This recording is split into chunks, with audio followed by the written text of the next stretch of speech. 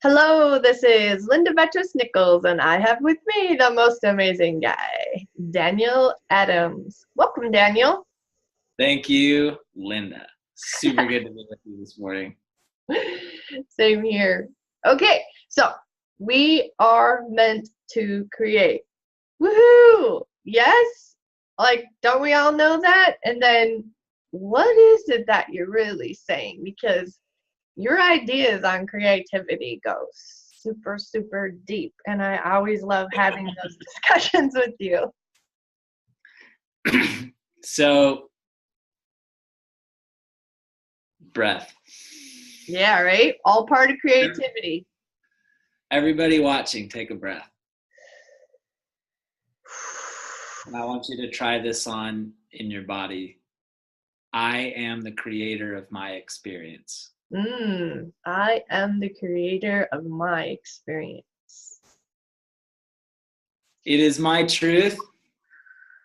It resonates with me that I am always creating. Even when I think I'm not, I am always creating. It is my truth that what I experience on my inside always shows up on my outside.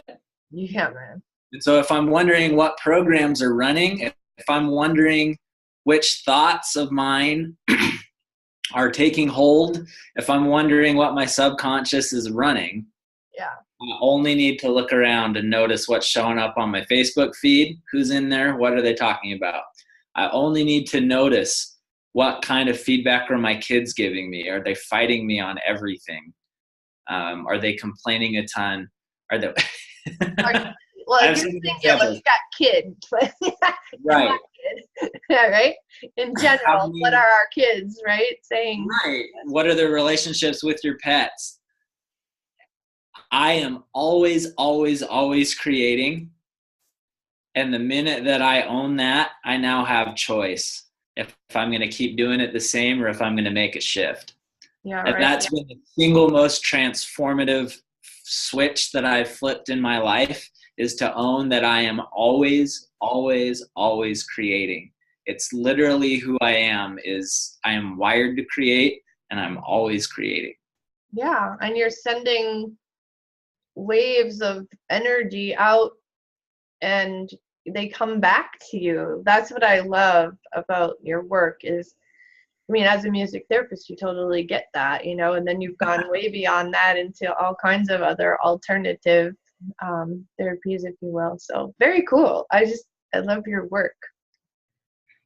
I love thank you. I love your work. It's been awesome to jam together. And I appreciate so much your genius and how you've helped me connect with the fact that I really am the creator. Like, I get to take the gatekeepers out of it. I get to stop asking others permission. Big one, yeah. I'm always creating. I really am the creator of my unique experience. Yeah.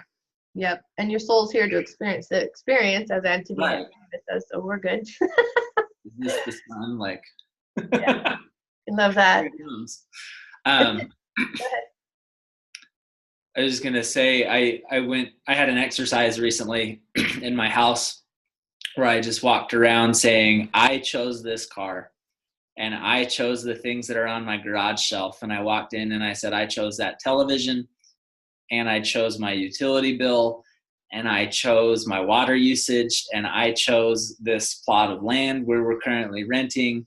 I chose this computer, I chose this water bottle, I chose these clothes. And it was one of the most empowering exercises I've ever done. I'd invite anybody to try it and to taste it, to try it on and just see how you react. Saying, I chose. There's so much power in that. Like, instead of can't, there are coaching clients I work with all the time where like, can't is not an option. Yep. The only option is, well, what did you choose? What did I choose? Take back the power. Yep. Like, I can't do this. Okay, what do you choose to do then? Right. A little step towards something that you feel you can't do. What can you do? Right? Right. I love it. Cool. Yeah, I love the ownership of that exercise, Daniel, because you know, looking at like a chair or something in your home that you don't like is owning it. You know, hey, I chose this. And then digging deeper. Well, why did I choose it? Well, what don't I like about it? Well, how would I like it to be different? Rewrite the story. If you walked in the store, you saw it, and then you concluded it wouldn't work out because of this, this, and this, which is probably what you hate about it right now. and like live and learn, right? Right. I love it. Okay, so create out of love or hate. Oof, oof, oof. That's a big one. Right. Like, let's take music as an example. Every time I start a drum group, really common when I start a drum group that somebody will say like, well, I'm not creative. I don't have rhythm. I hear what you're saying, and I respectfully disagree. Right. Everybody has rhythm. Everybody has a heartbeat that beats pretty consistently, even if you've got arrhythmia or whatever. Right. Everybody breathes, and that happens in a rhythm. Have you ever walked with high heels or some kind of boot that makes noise when you walk? It happens in rhythm. Everybody has rhythm. Maybe you don't like that rhythm. Maybe you don't feel super in touch with that. Mm-hmm. Yeah. I tell people all the time when we make music or when we do visual art experiences, like, there's no right answer here. There's no wrong answer here. What it sounds like or looks like isn't nearly as important as what it feels like. Yeah. Everybody sings, either behind the steering wheel or in the shower or maybe around other people. And maybe, for the longest time, like, I didn't like how I sounded when I sang. It was a reason to like self-deprecate. Yeah. But everybody sings, and that's something that I can choose to change. I remember the first time that I had read the idea that I create my reality, and I was like, no way, there's all this stuff that I hate about my situation. Why on earth would I create all this stuff that doesn't work for me?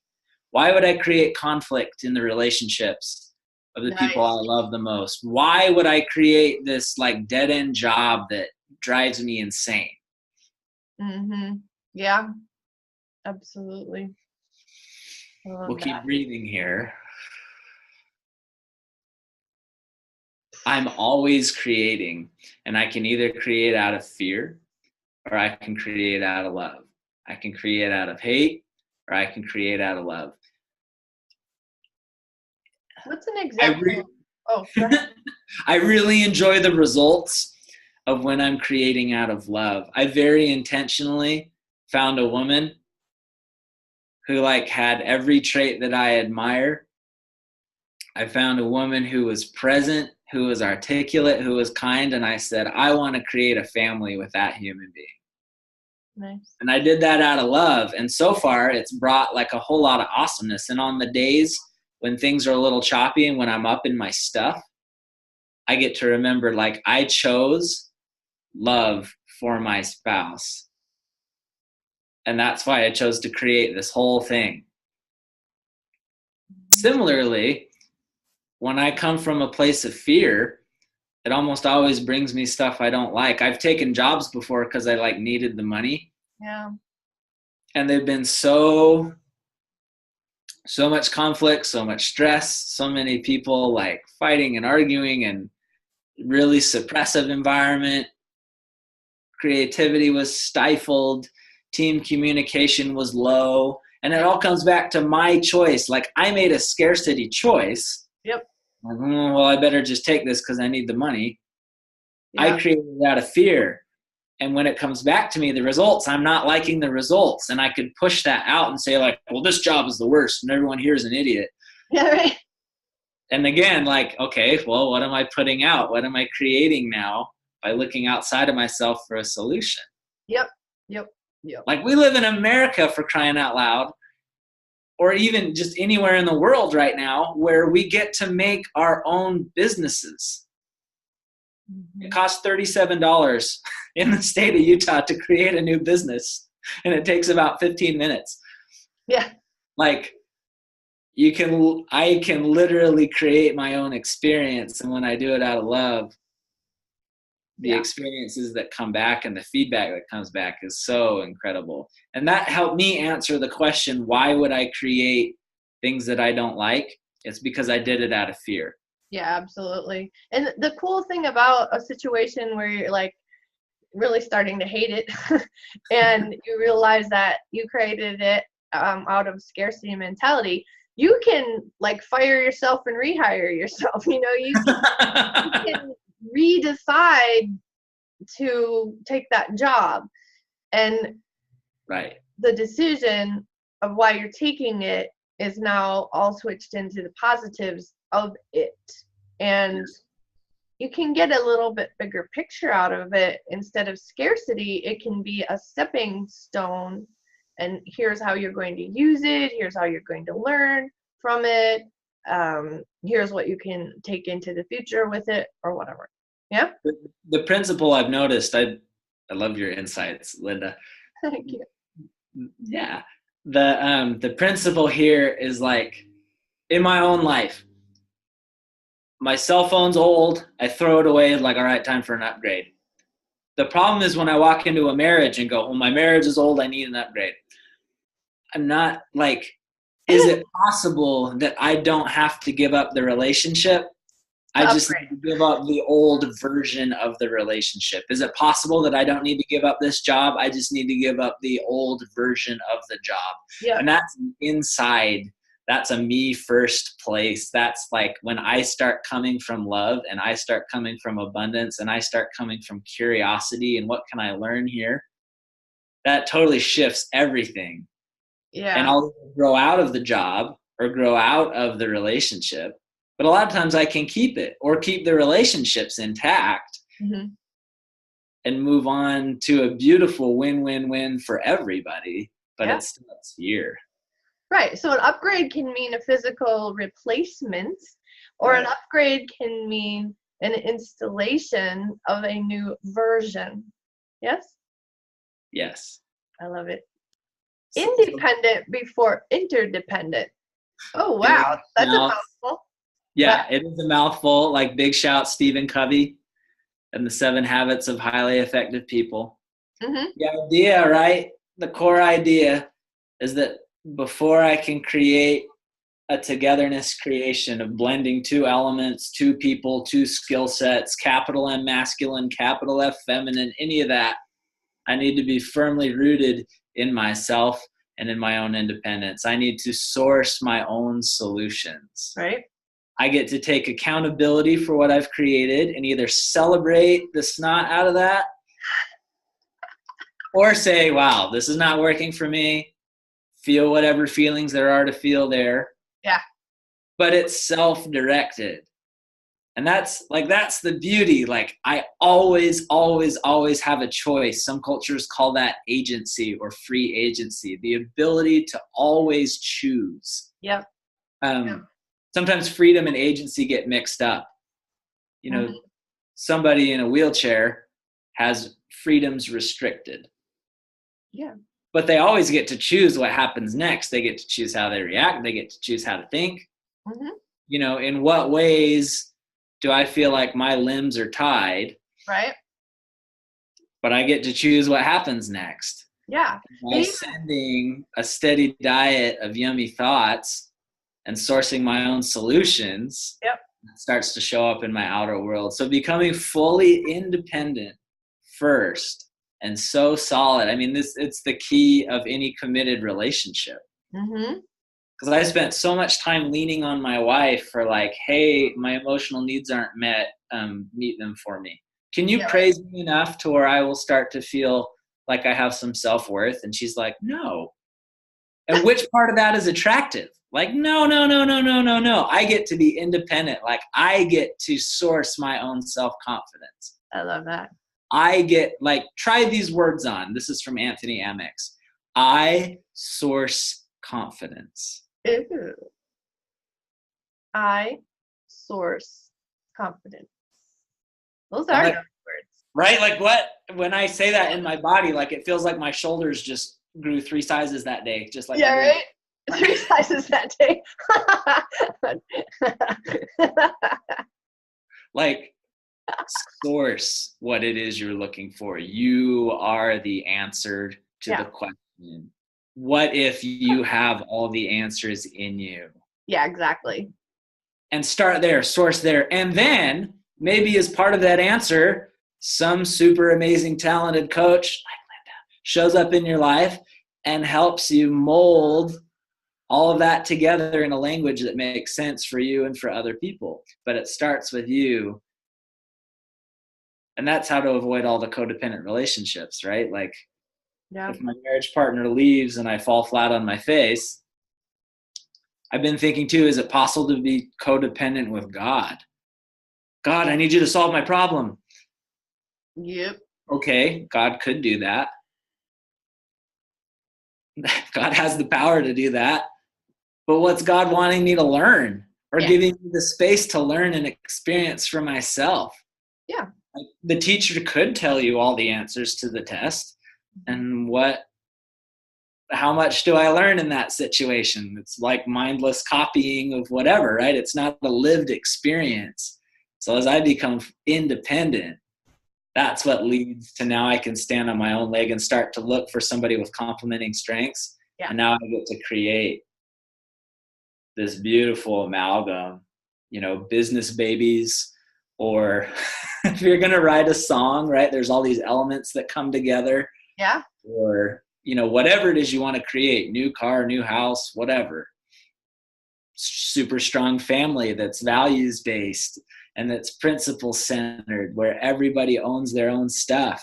Mm-hmm. And everybody gets to say, here's what I'm experiencing. And other people, that invites them into compassion, where they say, wow, that must be intense for you. How can we help? What requests do you have? Yeah. And now it's an independent thing. Nobody's trying to rescue anybody else. That's what I love to teach to strengthen families, is each individual gets to make their independent choices. They get to source the answer and then make a request. And then the other people in the family system get to choose if they want to honor that request or not. Yep. Yeah. And it's like getting on the same page, like, because you don't know how someone else is viewing it. And when they tell you like their wants, sometimes their wants are coming from a filter, and they have that filter because they think you're thinking something that you're really not thinking. Right? And it's like that, dump it in the center without any decisions, without any reactions, and then figure out maybe a different scenario and throw out a few different scenarios, and then just see which one lands with sometimes it lands with the majority, and then it's like, okay, we're all agreeing to do it this way this weekend, and next weekend we're going to go with so-and-so's way or whatever, and draw straws and throw names at hats, right? Yes. As you speak, I was thinking of all these times, all these experiences where I have not known what I wanted. Yeah. But I've engaged someone else to try and fix it for me, or to even create. And it's like, I know I'm kind, and I know I'm warm, and I know I'm bubbly, and I know I'm exuberant, and I have all the like kind intentions in the world. And I've been writing these emails to people like, hey, would you love to collaborate? And I have no idea what my own clarity is. Yeah, right. And those emails just go on and on and on and ramble and ramble and ramble.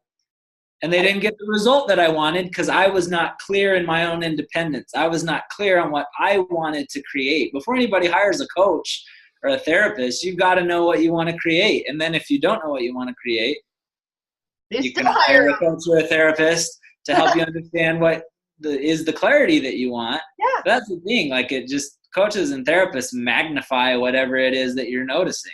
Yeah, absolutely. Space and awareness. So it's like, even in a family context, if I notice I'm rambling with my wife and rambling and rambling and rambling, or I get into lecture mode with my kid and I'm just going on and on and on and on, I don't have clarity on what I'm actually asking for. And that's the time where, instead of asking them to be interdependent and change stuff, I get to take a minute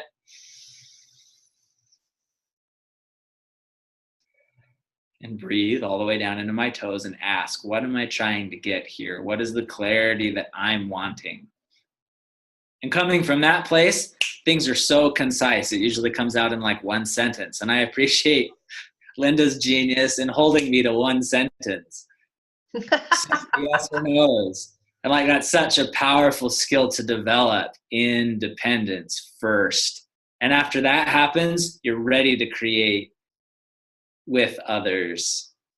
And that's where the synergy happens. That's where the biggest results happen. That's where the biggest impact happens. That's where legacy happens. Ooh. That's where, right, you start thinking about grandkids and great grandkids.